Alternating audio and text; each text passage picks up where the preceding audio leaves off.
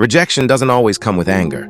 Sometimes it comes quietly, through polite smiles, lowered expectations, and doors that never fully open. For Daniel, rejection became a familiar feeling long before he understood what it meant. He grew up in a neighborhood where ambition was common, but opportunity was rare. His parents worked endlessly, yet money never seemed to stay. Daniel learned early that effort didn't always equal reward. Still, he believed in one thing deeply. If you stayed honest, worked hard, and treated people right, life would eventually meet you halfway. Reality had other plans. In school, Daniel was smart and disciplined, but he lacked what others had: connections, confidence backed by money, and the freedom to fail without consequences. He wore the same clothes longer than others. He avoided conversations about vacations, gadgets, and lifestyles he couldn't afford. People noticed. At first, it was subtle, being overlooked, underestimated, ignored. Later, it became obvious. You're talented, they would say, but you don't really fit what we're looking for. What they meant was simple: you're poor. Daniel carried that rejection quietly. He didn't complain. He didn't ask for sympathy. He told himself it was temporary, that hard work would change everything. Then came love. He met Claire when life felt hopeful. She admired his discipline, his values, his determination.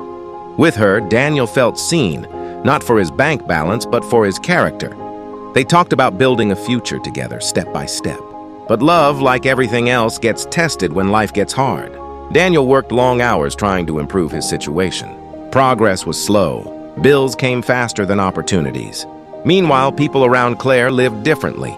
Easier, faster, louder lives. Comparison entered quietly. Her family questioned Daniel's stability. Friends doubted his future. Conversations shifted from dreams to deadlines. Support turned into pressure. "You're a good man," Claire said one evening, "but love doesn't pay for life." That sentence stayed with him longer than the relationship did. She didn't leave angrily, she left practically. And just like that, Daniel was rejected again. Not for his heart, but for his financial reality.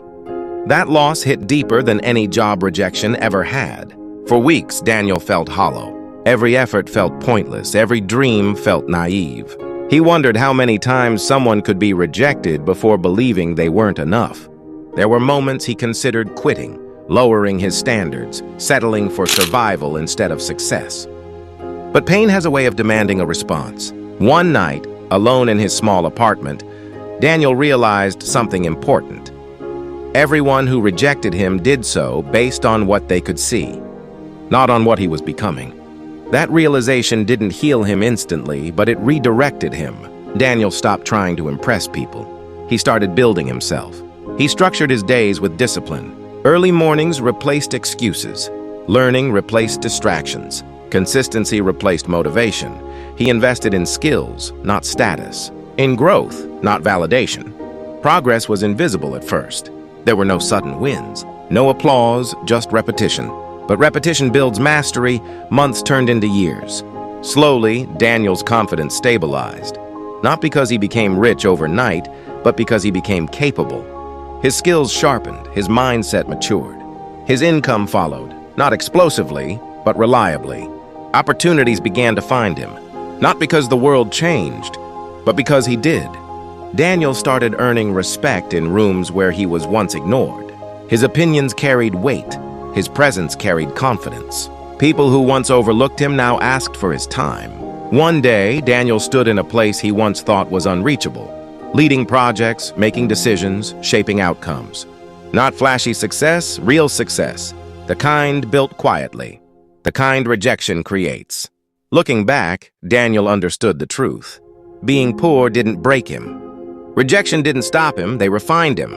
Every dismissal trained his patience. Every rejection strengthened his discipline. Every loss redirected his focus. Daniel didn't hate those who rejected him. He didn't resent them, he thanked them. Because rejection forced him to become self-reliant. It taught him not to depend on approval. It showed him that confidence built internally can't be taken away externally. Today, Daniel isn't defined by where he started or who left him. He's defined by who he became when no one believed. And that's the lesson. Rejection doesn't mean you're worthless. Sometimes it means you're early. Being poor doesn't mean you're weak. It means you're being trained. If you're being rejected right now, by people, by opportunities, by life itself, remember this: they rejected the version of you they could see.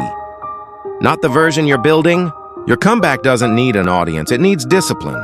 And one day, the same world that ignored you will call your journey inspiration.